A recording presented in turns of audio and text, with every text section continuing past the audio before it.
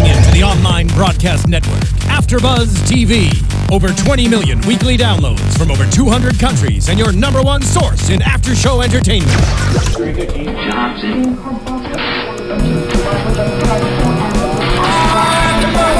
AfterBuzz TV, the destination for TV superfans. Producing aftershows for over 300 of your favorite TV shows. Interviewing celebrities and showrunners. And bringing you behind-the-scenes exclusives. All completely free thanks to E! Entertainment's Maria Menounos, producer Kevin Undergaro, and internet leader Akamai. Now, let the buzz begin!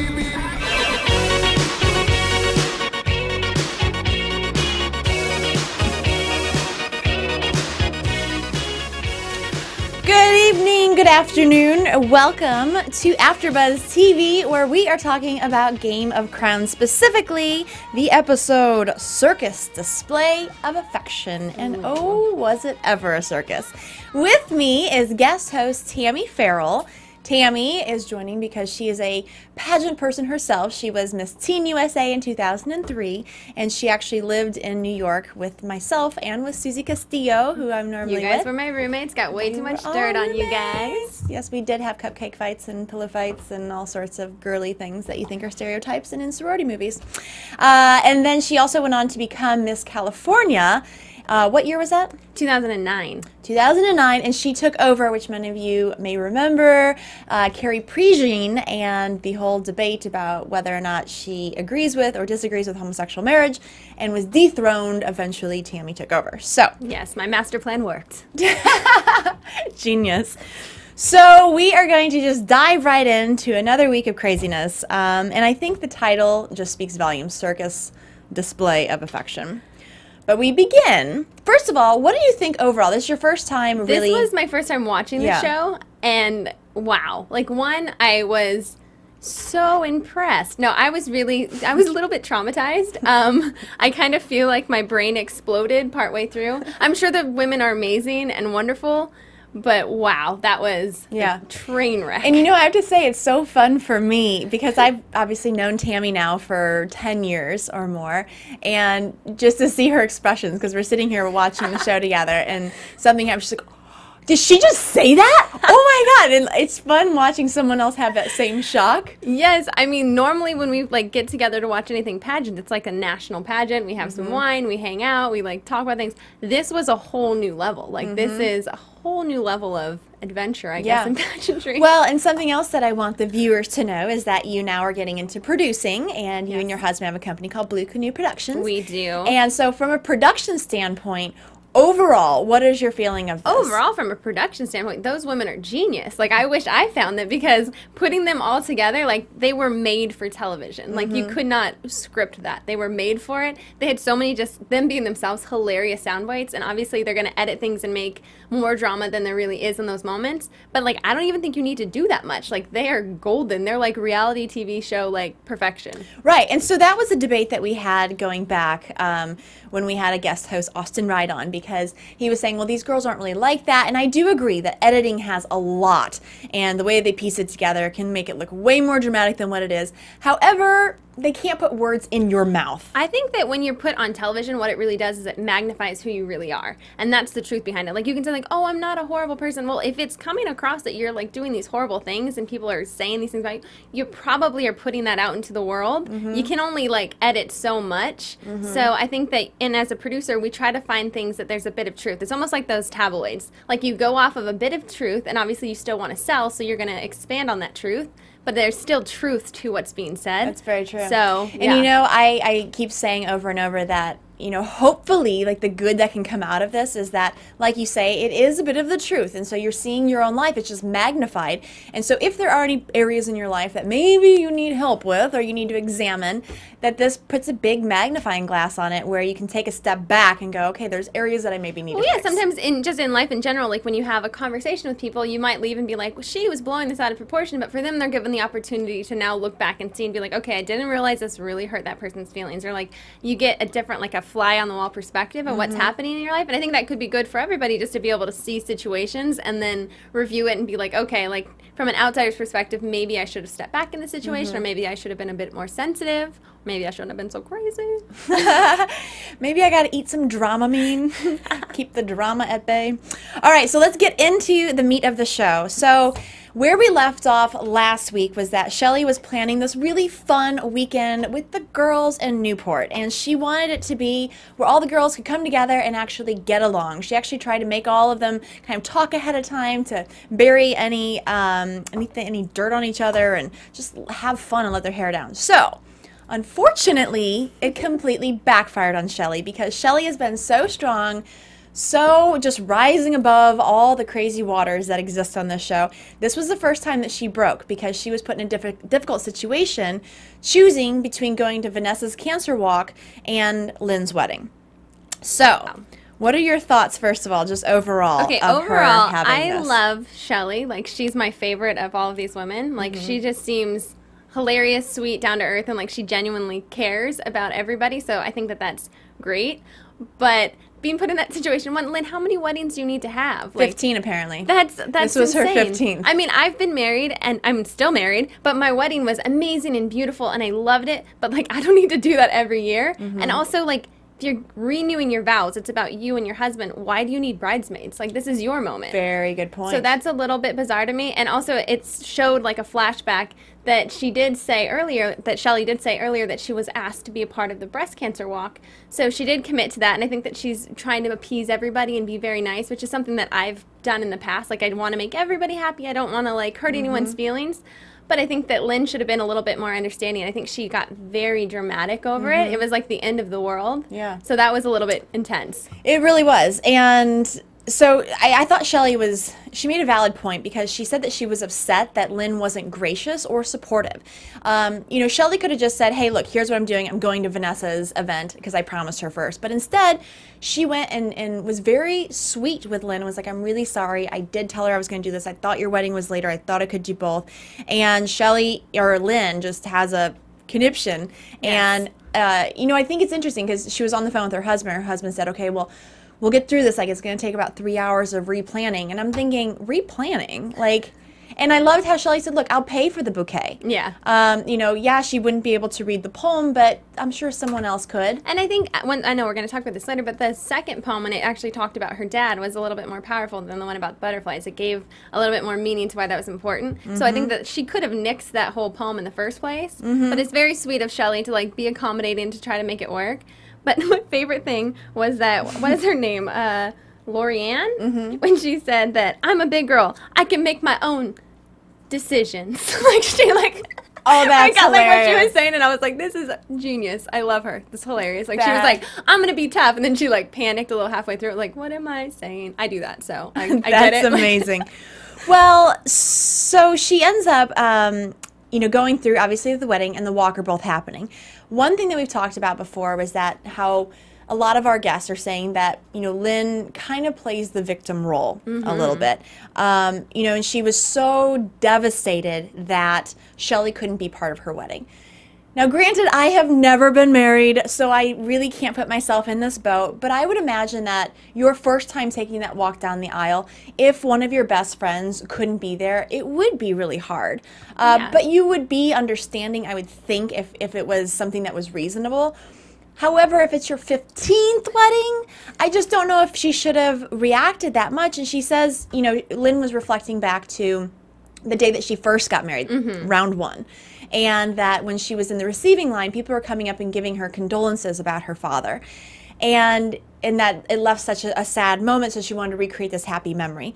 If that is the case, and your father passed away from cancer, and then you also had skin cancer, as she said, why not spend all of these tens of thousands of dollars that you're spending on the dress and spending on the gargoyles and everything else and all those hooplas, Cirque du Soleil that you have going on, and donate that toward a charity for your father? Separate the two events. Maybe renew your vows in something sweet and simple, and then have something that acknowledges your father. You recreated the memory. Like the first time you renew your vows. The 15th time, like I thought it was... And I get, like, it's special for her. Like, it breaks my heart. Like, I still grieve over my grandmother, so I can't imagine, like, you know, losing a father, especially in such a intense moment in your life, like such an exciting, supposed to be like happy time. So I do get kind of the psychological side of it, of like why she wants to continue to like celebrate it in a good way. But at the same time, like her mom saw her, and it was like when my dad saw me for the first time on my wedding day, like he's crying. I think by the 15th time he'd be like, "What are you doing? Like, take the dress off, like go live your life. Why are we having another wedding?" But that's a good point. But don't you think that maybe she should, and this is what Susie and I were saying last week, maybe separate the two events. Maybe if you want to renew your vows every year, that's fine, do that. But have the memory of the father and the acknowledgement of him and the reading of the poems and setting the butterflies free in his memory. Those have butterflies that separate. attacked her, by the way. Yeah, the butterflies didn't go over quite as planned. And they're like ladybugs. Like one, cute. A bunch of them, creepy. Yeah, like super creepy. Not as creepy as a gargoyle, but still creepy. But don't you think that she should maybe separate those two events? And that way she doesn't have the sadness and the sorrow that comes with the wedding. Well, I think that with renewing the vows, and everybody, it's to each their own. And I was never like a bridezilla. I was very like easygoing about the whole experience. But for me, my wedding was about me and my husband. Like even though we had like hundreds of guests and I had this amazing dress and everything was like a dream wedding, the only thing we cared about was each other. So I think that like by the second, the third, the fourth, the 15th time, like why do you need all of those people around? It should be a more intimate moment with you and your husband or you and your immediate family and just celebrate it. It shouldn't be about the whole ceremony because I think it's really just about the two of you. Yeah. Well, she did say that she thinks that it will cure her of her mourning. I think that therapy would cure her. I don't think another wedding. You know, I think if it's a grieving process, then that's something that should be addressed with somebody who can actually help her work through it because I don't think you need to have a wedding every year to grieve your... You know, it's kind of like having a wound and then just putting like concealer over it and masking the wound and not actually maybe going to a doctor, getting professional help and cleaning the wound out and getting rid of the gunk once and for all because... Like, at that point, you don't need makeup, you need Jesus. That's all I'm going to say. Well, so Shelley is torn between the walk or the wedding. Obviously, Lynne is very distressed. And so Vanessa calls with this great solution, like, hey, I'm helping you out. I'm just going to move it up so you can actually attend both. You just have to be there at 5 a.m. 6:30 a.m. She had to be there at 6:30 a.m. But Mrs. America did get up at 4:30 to be there on time, which I was like, Shandi, if you called me, you're like, don't worry, I've got a solution. You just have to get up way earlier, walk what they showed like mile 25. Like, how many miles did they walk? No kidding. And then you can go to your wedding. Like, it all works out beautifully. Don't worry. I would be like, thank you for doing this about for me. An exhausting day. Poor thing. Well, she is such a good friend, though, to do both because I'm thinking of myself in that situation, and I would be like, you know, I'm sorry, like, either go with the first commitment or the prior, like whatever's most important to that person.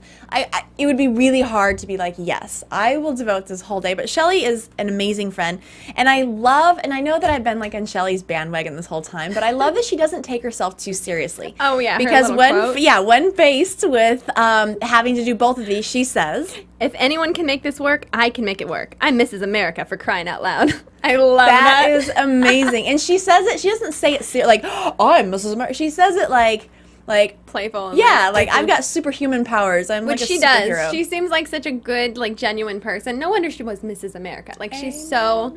She seems so funny. Like, I want her to be my friend. Well, and make and then, me muffins. Speaking of good friends, also Leah shows up, yes. which was just awesome because she had to drive an hour and 45 minutes, and then there she is to support with that two was cranky so kids. Sweet. And first off, can I just say that I'm really jealous of Leah's kid. I always wanted a pony when I was growing up. So when she's sitting there with the ponies, I was like, oh my gosh, me and Leah could be friends now too. Yeah. I can go play with the ponies. Well, good. So you're citing a little bit more for the girls that seem to be a little bit more level-headed and maybe not as... I mean, I haven't seen the other episodes, so I can't say, but from what I watched today, like those two I think I would connect a little bit more with. And I think it's sweet, like you said, Leah to drive an hour and however long 45 minutes. Hour and 45 minutes to go support her friend and bring her kids. I have a toddler, and so if I was gonna have to drive him that far, imagine having two kids that have like personalities that want to go do their own thing. Like, she's a very good friend. Like, that's very sweet. True. Very true. So Shelley bounces from there, then it has like an hour to run home, shower up, get changed, and then she shows up at the wedding, which we did talk a little bit about. But I just have to say, I was a little confused because Lynne talks about how she wants to celebrate and honor her Lebanese heritage. So she wanted to showcase this Middle Eastern heritage.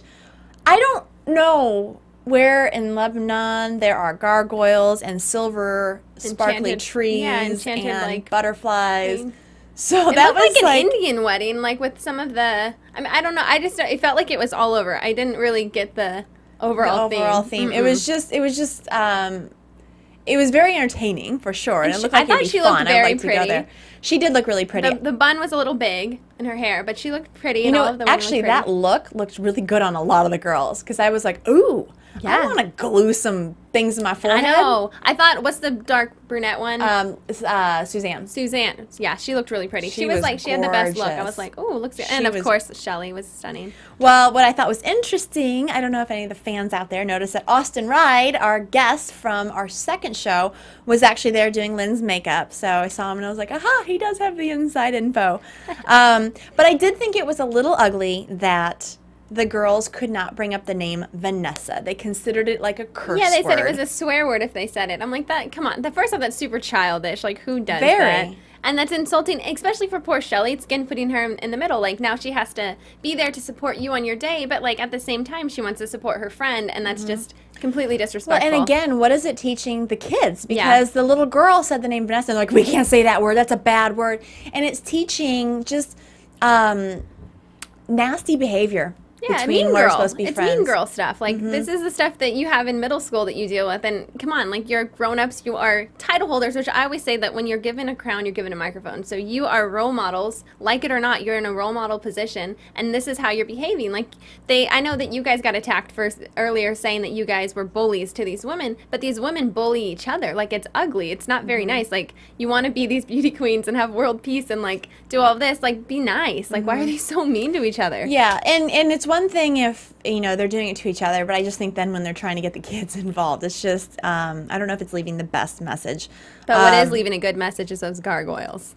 That is true. And you know what else is leaving good message? Again, Shelley, I love that when everyone was saying, like, oh, you can't say Vanessa's name, and whether or not they actually agreed with that, nobody was saying anything otherwise or defending that thought. And Shelley was the one who brought it up and said, you know, and kind of addressed it at the table during the reception. I just really liked that. You know, she's the type of friend who, if she's sitting around with a group of girls and someone's talking about your friend, rather than just not say anything, rather than participating in the conversation, she'll actually defend. And in a way that's not, like, creating drama, too. Like, she does it in a way that is very, like, motherly of, like, well, I understand, but, you know, it kind of puts me in a bad position when you're saying this thing about my friend. Like, I want to defend my friend. I think that she does it in a polite way. She's not, like, going all Desperate Housewives, like, flipping tables and, like, going crazy. Like, she's like, well, maybe we shouldn't do this. Yeah, you're absolutely right. Just classy. So then Vanessa, of course, obviously wasn't invited, and she was at home with her husband. And I like how she said, you know, I don't need a circus to display my love for my husband. And, I mean, granted, it was a little bit of a stab at Lynne because we all express our feelings in different ways. And for her, she needed, you know, this huge wedding. But can I just say something that Vanessa said at the beginning of the episode that I think was hilarious? Lynne was like, well, I had skin cancer. And she's like, don't you try to out-cancer me? I was like, amazing. You are hilarious. So right. We didn't even acknowledge that earlier, and I just looked at my notes. I'm like, how did I forget to mention this? Like, you are so right. funny. Well, and unfortunately, I think in a world where all of these adult women are competing against each other for a crown, you kind of get in the mindset of competing at everything. So, if you have cancer, well, I had a worse form of cancer. Yeah. You know, and so I feel like there's just a constant competition, unfortunately. So poor Shelley, we saw her break for the first time, and I just thought, you know, digressing slightly as well, when she was first talking to Vanessa about, look, I may not be able to make it to your walk because I'm now going here. And Vanessa was on her phone. She was like, can you please stop looking at your phone? And I was like, that is life. Like, she was probably on Facebook, on Twitter.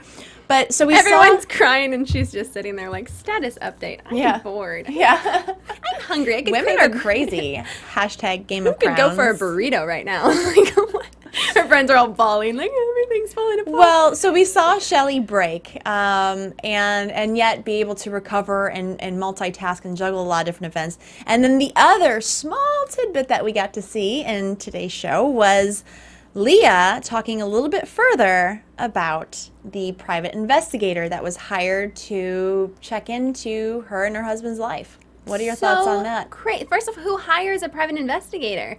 I mean, to be spreading rumors, one, that are, like, damaging, to say that that your husband is abusive, like, to put that out into the world, that sort of negativity. And then to be spreading, like, just all kinds of nasty rumors about you, then to go as far as to hire a private investigator, like, That's intense. That's not normal behavior. Again, another reason Lynne should probably get some counseling. Like, that's not normal behavior. I'm sure she's a nice woman. Maybe her intention is that she's worried about her friend. I don't know what her motivation is, but it seems malicious. It doesn't seem like it's done in a way to help. Actually, you bring up a really good point that maybe she was, because right now we're assuming she hired the private investigator to just dig up dirt so that she has this plethora of weapons and ammunition that she can use whenever she needs. But you bring up a good point that maybe she's actually doing it to see if Leah's husband really is abusive. Yeah, so I mean, who knows what her intention is? It doesn't seem as though it's done in a way that's helpful. Like, I've had friends who've been in abusive situations, and if I was genuinely concerned, I would have approached it a totally different way. Like, I think that the way that she's approaching it, or like trying to help her, is what I'm going to be the devil's advocate and say that's what she's doing, is completely inappropriate. You know, you're right, because you would hope, anyway, that if she does think that she is being physically abused, that she would maybe talk to her friend first, have some like quiet one-on-one time, and not go behind her back to get an investigator. Well, I'm very interested to see what's going to come about in the future episode with this private investigator. Do they find any dirt? Does Leah, because it sounds like something's getting ready to explode. Well, Leah even said at the end of when they give the little teaser that, like, well, I got a restraining order. It's like, whoa, things are about to get, like, it's going to get crazy. Ugly. Yes. And she also said that she thinks that Lynne is out for her, she said that she thinks Lynne went out of her way to bring her family down.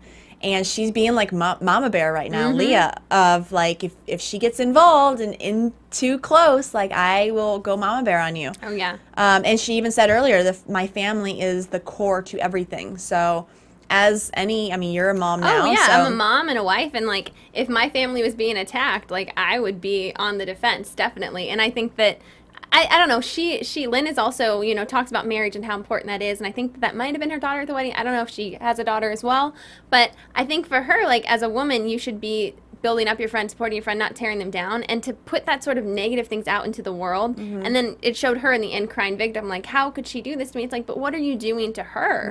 Like, that's horrible to spread that kind of rumors. You also bring up another good point of that you should be bringing each other up, and that's, like, we've had Kristen Dalton, the former Miss USA, as a guest. We've had you, former Miss Teen USA, and the truth is, and I know that we see all of these reality shows about pageant girls, and they're like, you know, malicious and tearing each other's dresses, and, you know, or eating their go-go juice, whatever Honey Boo Boo does. Honey Boo Boo with the pixie sticks and Mountain Dew. And so we see this negative side, but there's actually this whole other side of the pageant world, not only of just the girls and how much they strive for that title and how they really, really go after it and leave no stone unturned, but then also that once they've achieved whatever level they have gotten to, then they become friends, and it's a sisterhood. And like, you're my best friend, obviously Susie's my best friend, Kristen Dalton's a really good friend.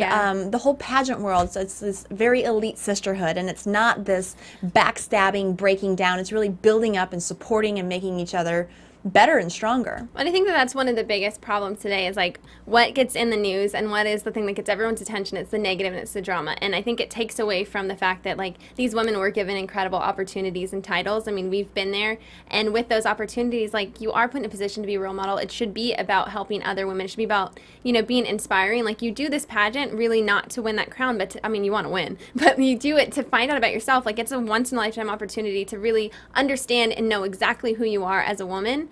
And I think to take that and then to turn it into something so ugly and then to put it out into the world, what it does is discredits all of the people who've done amazing things. Like, for us, you know, when you were Miss USA and I was Teen USA and, you know, Amelia was Miss Universe, we all had official causes for a year. Like, the pageant was one day, but what we did for that year and able to help all of these charities, like, that was what's most important. And that's not the things that's in the press. Like, it's in the press if, like, a beauty queen, like, gets photographed topless, which beauty queens, keep your clothes on. But, you know, it's unfortunate that, like, the negative things are what get the attention, not, like, the girls going out and doing these amazing things and giving back. Yeah.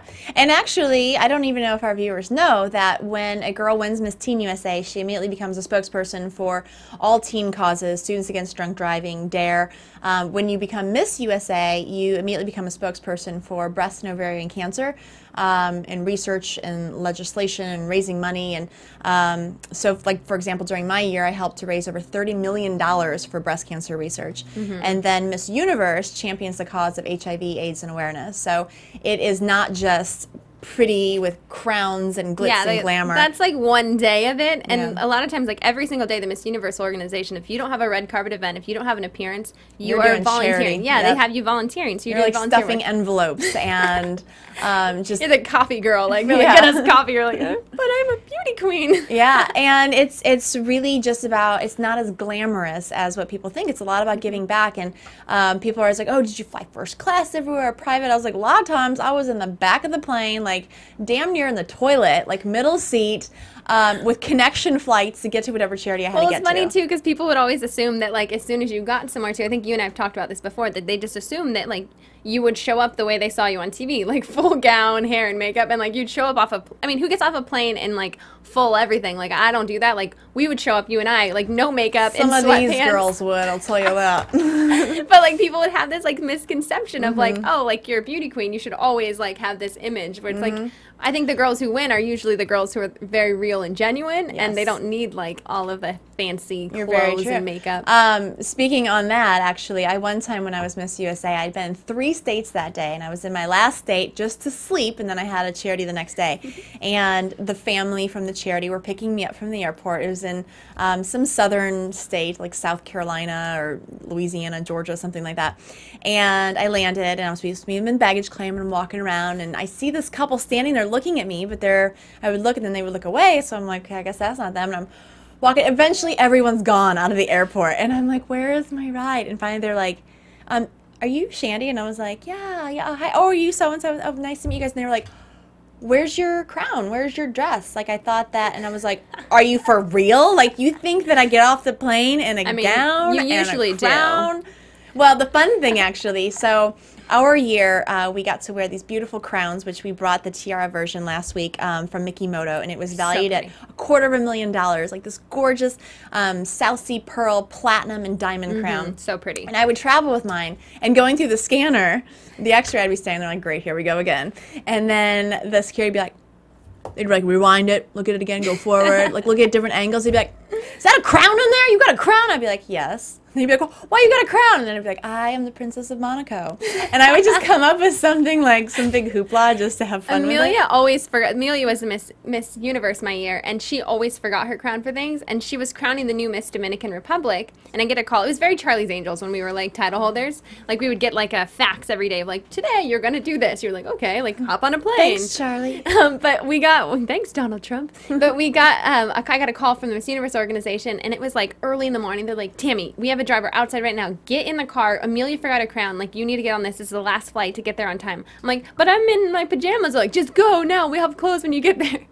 So I have her $250,000 crown as I'm traveling out of the country. I'm 18, like by myself, and I land and I get there, and not only like am I have like no hair, makeup, anything, but I am greeted by like important people from the country, like dignitaries. There's like photographers taking pictures. I'm in sweatpants.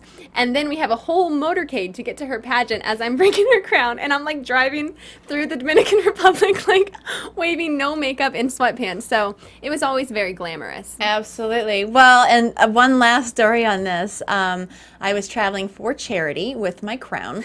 And so I'm flying, of course, coach, and I'm like boarding group number 5 or something. And everyone's boarding, and I'm trying to get on the plane. And I have this like big metal box with my crown in it, and this man next to me was like, just so that you know, all those luggage is gonna be stowed, like you're not gonna have a space for it, you have to put it underneath the plane. And I was like, oh no, this won't be able to go into the plane. And he goes, oh, what is it, your makeup?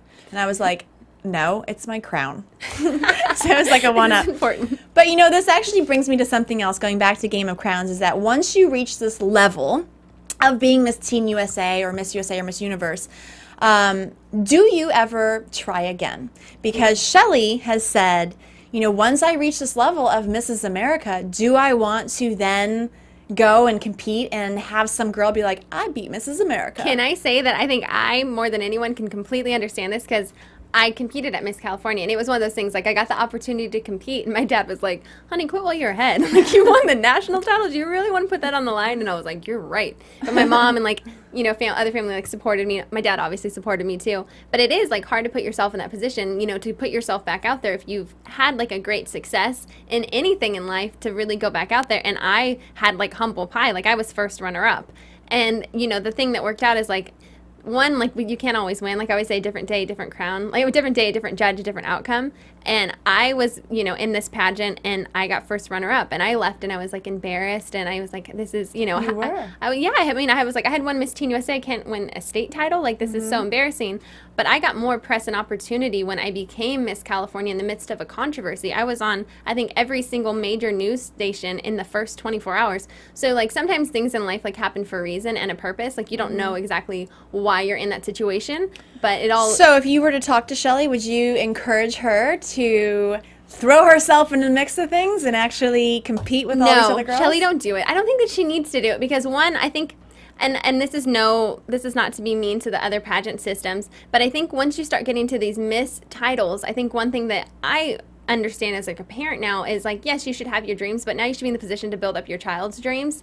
And you've had this amazing honor and this great opportunity, and nothing's going to take away from that. But do you really need to keep going towards those things, or can you focus on something else? Like, I think that take the crown and run. You said that. Yeah, but I love that you said that you know, you've lived your dreams, now build up your child's dreams. That's beautiful. Well, predictions. We think that Shelley is going to... Now, your AfterBuzz TV Dun, dun, dun. predictions. Mysterious. Spooky. Well, because Shelley alluded to possibly entering another pageant.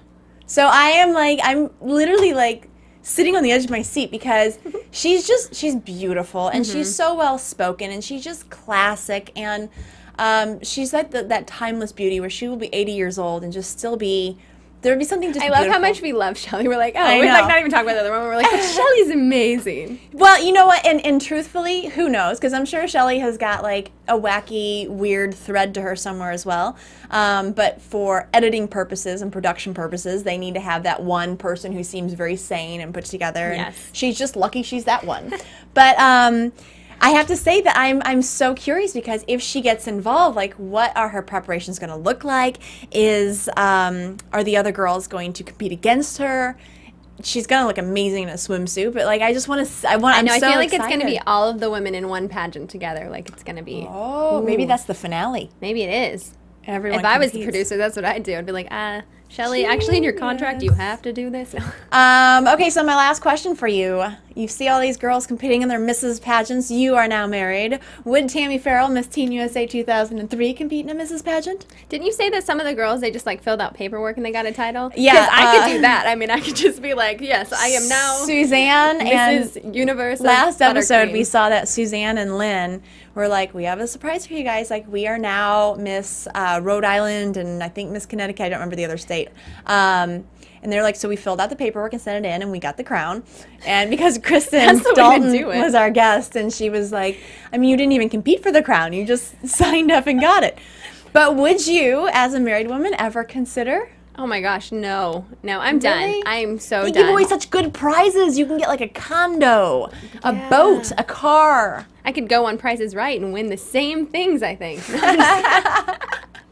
No, I think I'm $1. Yeah, no, I don't think I would do another pageant. Like, no. Although I always said that about like Miss. I was like, after I won Teen USA, I would never do it, and I did. So maybe when I'm like 40, get a little lonely. Well, another good thing though about pageants is what we were saying last week. Like, when you're in a pageant and you know you're going to be in a bikini and 4-inch heels on national TV, you don't have the option of like, well, I'm just too tired to work out tonight. You're like, I'm going to work out while I work out. Like, I am going to make sure I do everything I possibly can. And then all of a sudden it's like, psh, I can wear Spanx. Like, I can cover stuff up.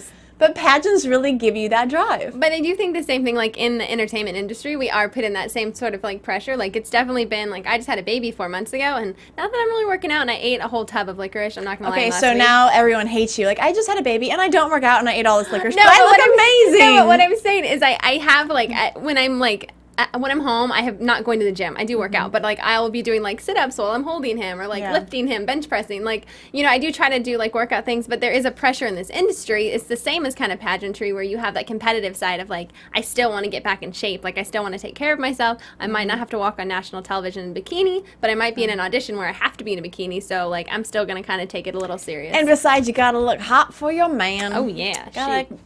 Gotta look hot for the husband. All right, well, thank you guys so much for listening on iTunes. And real quick, be sure that you go to Game of Crowns After Show. We want you to rate. We want you to comment.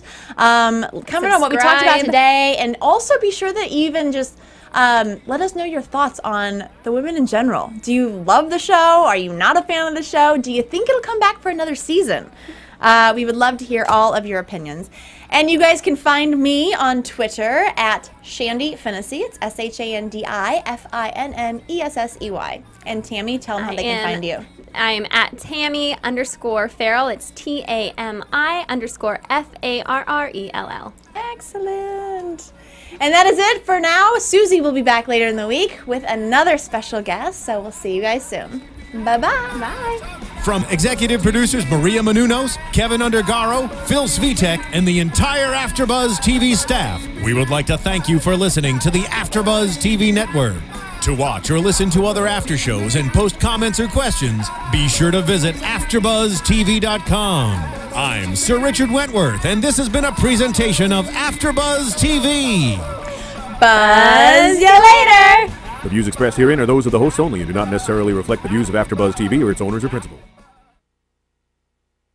Thank you for watching AfterBuzz TV on YouTube. For more of your favorite after shows and interviews, subscribe to our channel here, and be sure to share your opinion on the episode in the comment section below here.